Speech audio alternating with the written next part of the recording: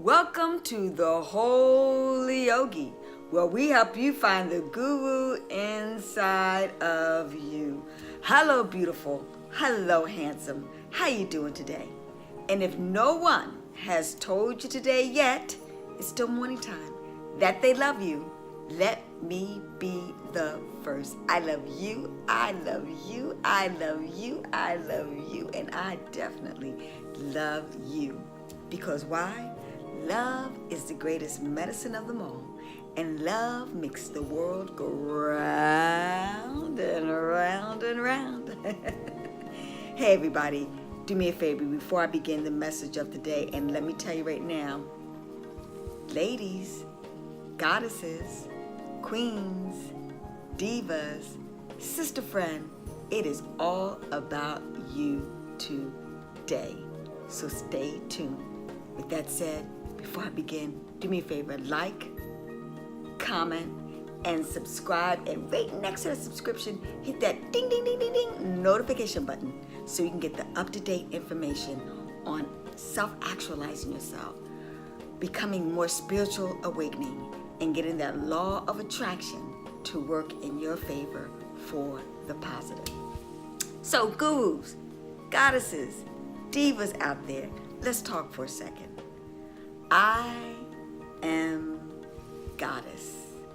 I am God.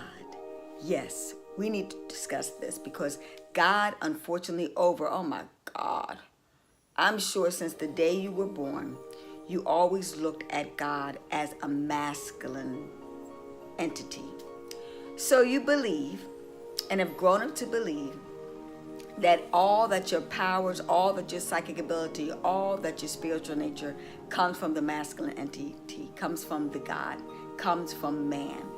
And because of that, when you hear a lie over and over and over and over again, you start to believe it's the truth. You start to believe that you're less than, especially when you hear terms like,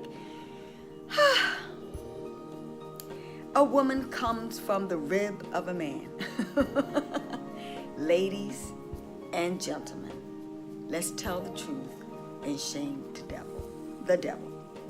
There is no such thing as a man being superior than a woman, or even that a man is the birth women. You've never seen that, not even to the lowly dog or cat or the insects. You always see that man comes from woman, if you have to see anything. And even in ancient times, the oldest species that they've been able to find was Lucy. They named it after the wonderful Beatles song Lucy. And it was found by a female archaeologist. And they found the first woman from the continent of what? Africa. And she was a black woman. And so even as they go back and they tried to find physical representation of Eden, well, Eden came before Adam. And it's real simple that we tell the truth, because the reason why we're here today, so many women, so many goddesses, so many queens, so many sister friends, so many divas, which is diva even has gotten a negative connotation to believe that she is a very difficult woman. Even they're going to try to use the B word to define her and to name her, but to look at women in a derogatory fashion. So the reality of the situation is you are the beginning of civilization. Life comes through you. You have the omnipotent power and the power of the true God. If you had to see it in any type of expression, it would be in the female expression. So today, we're going to, ladies, if you got to see God as you. See God as an expression. For me, she is an absolutely gorgeous, long-haired, locked diva who looks just like me. And because I see her that way, I know that I have the omnipotent power to create anything and everything that I need in life. A successful relationship, an awesome business that's headed and run by a woman successfully. And in addition to that, an awesome wealth of health. The true healers were female. Yeah, those were the true doctors. And they were the ones that truly helped men and women sustain their lives because they did it on a spiritual realm. They didn't do it the allopathic way. They did it the spiritual way. We know as Aset, you know it as Isis. Isis is the Greek version of the African version of Aset, which once again, the beginning of civilization began in Africa. It didn't begin in Greece. Okay, the Greeks came down to Africa in order to get the information, in order to help them thrive. So we always hear about the gods and goddesses being of European descent, but they were of African descent. And from that, do your due diligence, go look up the Newsweek articles, do your chronological history, Google it. And all the great scientists, all the great leaders know this for a fact, but they keep it from you. And you got to ask yourself, if it is the truth, because the truth sets us free, then why are we still praying to a male God? Why are we still given dominion over? We know about Jesus. We know about Buddha. We know about Yahweh. We know about Jehovah, all masculine. But ladies, do you know about Kali? Do you know about Ma'at? Do you know about Aset? Do you know about Shizet? Do you know about Oshun? Yes. They and so many more are the female goddesses. You know about Wonder Woman. And it has been proven spiritually, it has been proven statistically, scientifically, that life comes through the female expression. Why is it important that we take back our power? Because of the fact, if you look at the Bible, and you look at a lot of the books which were written by men who took over the power, because even in ancient times, do your due diligence. I'm not here to debate the issue. I've done my homework. It's your turn to do yours in a search to find the truth and reality of what's going on in the world. And in the beginning of civilization, it was the female, that was taking over the civilization. Even in ancient Africa, it's the matriarchal system. The mother who basically ruled was the queen who basically fought the wars and taught agriculture, and in addition to that was the beginning of science and math and history, etc. I know you haven't heard that before, and I know your first instinct can say that's not true. I get it, but that's okay. It's not important for you to believe it. It's only important for me and the other goddesses to know it. So, why? It's because in 2019, we still to this day have women receiving less than men in society. Women are disproportionately receiving less income, are put in an inferiority position. And like I mentioned, even in the Bible and the Quran and a lot of the other spiritual books, once again, that was written by man. It put men always at the helm. Women are looked at in a very misogynistic fashion.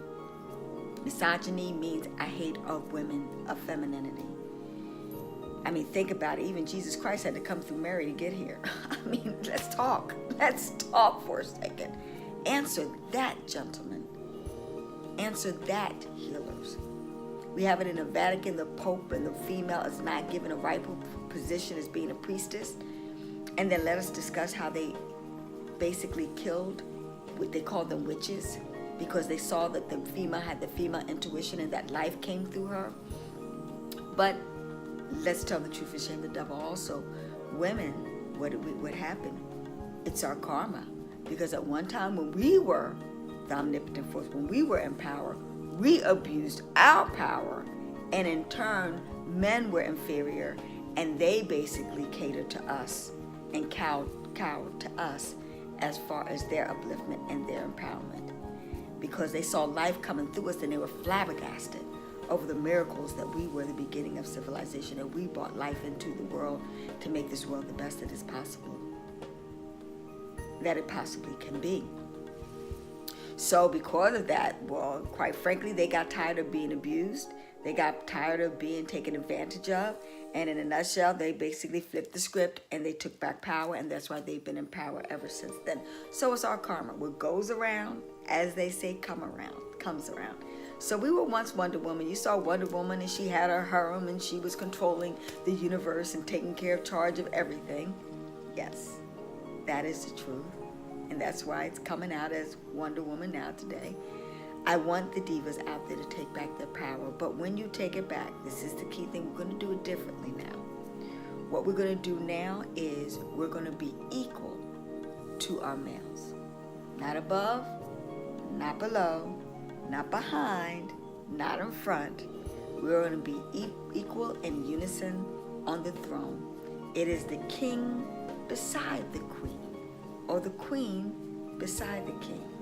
And together, what we're going to do is basically take over the world. And what I mean by that is not dominion, and it's all about equality. What I mean by that, the world is going to run much better when we work in unison together and realize that we have equal power. Some aspects of our power in men are we're going to defer to men to handle certain differences and things of that nature that they are superior to, characteristics that they may have. And then in turn, we're going to defer to women as far as what they have, leadership qualities and the like. It will make for better marriages. It will make for better business partnerships when we realize, and when women in particular take back their power and have their equal rights, equal representation, and freedoms the same as men. We're about to celebrate the suffrage movement of when women were once not in the powerful position. At one time, women could not work in the United States of America. I'm tongue-tied today. I don't know why, but I'm tongue-tied today, but stay with me, because the bottom line is, ladies, it's all about you. I saw the Grammys most recently and how they were giving women the forefront as far as in music and as far as singing in positions of writers and producers and directors and owners. But the Grammys is headed and controlled by white men. In the White House right now, we have white men still at the forefront of empowerment, but we ladies are coming up by the back end. Now we got Nancy Pelosi, who is taking on the Donald Trump. So we're seeing that women are starting to take back their power, but it's got to go on a spiritual level first. It's got to really exist there, because that is where the beginning is at. And I know that because of that, sometimes we got to release some of these religions. I can remember when Janet Jackson was married to the Muslim gentleman. Sorry, I forget his name. But I could see how she gave up her power, and I knew that relationship was already ended before it began, because of the fact that because of so many religious philosophies and beliefs that women have to cover themselves, that women have to refrain from speaking, refrain from taking a dominant position in life because of stereotypes, prejudices, and the like, and bigotry that exist, and oppression that exists as far as women are concerned. So I'm encouraging us to take back our power. I'm encouraging us to get back in our rightful position and learning to love ourselves. Because once we do that, we will not allow the abuse to exist. And I tell you examples of how we're allowing the abuse to exist, ladies, by allowing men to call us the B words. We're even calling each other the B word. Okay, I'm not even going to mention the word, because I know that I'm giving it power if I do, but you know the word that I'm talking about. It's simple, subtle things like that. And as I see Cardi B, I love you, Cardi B, but that's why she's giving up her power and she's allowing men to abuse her, and she's in an abusive, destructive relationship with a man that has disrespected her by cheating on her, etc. And she's allowing it to proliferate and continue again. And it was really sad and ironic because that's how she grew up, seeing that the first relationship that she was in, you know, living with her boyfriend, she made it clear that he physically abused her. And that's what we're talking about. You know, nobody can abuse you unless you allow them to do that.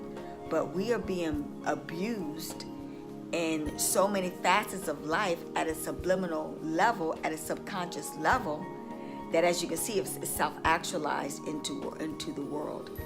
That's why we're physically, you call it the Kardashians, sex sells. That's the only way that women can make money and establish their power, by using their body as objects. Look at pornography. Once again, women are denigrated and used as objects for men's bidding. And we are once again voluntarily participating in that. Strip clubs, strippers, prostitution, etc. All of that is predicated upon the fact that we women have given up our power and allowed ourselves to be manipulated and controlled because we've been brainwashed and programmed to believe that we are less than. You are less than when you think that you can't come from a man's rib, and that's where you will allow these negative experiences to happen in your life.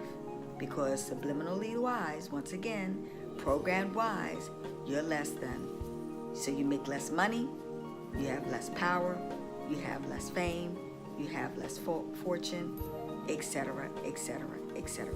It has a domino effect in every aspect of your life. Now let me give you an example of a queen, Michelle Obama.